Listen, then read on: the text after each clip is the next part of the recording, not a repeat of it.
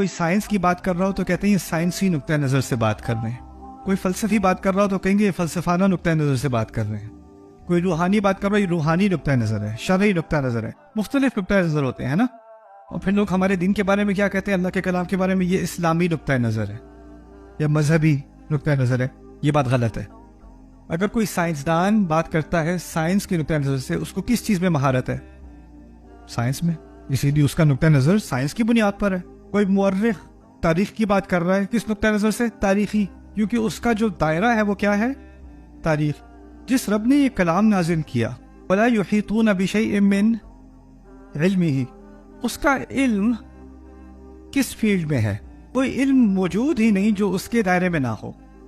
کوئی ایسا علم نہیں ہے.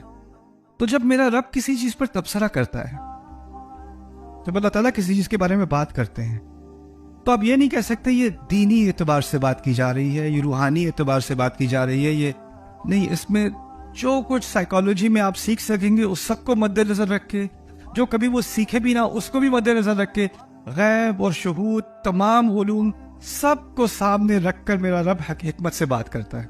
تو اس کو یہ کہنا کہ یہ ایک نقطۂ نظر ہے، یہ غلط ہے. یہ سراسر غلط ہے.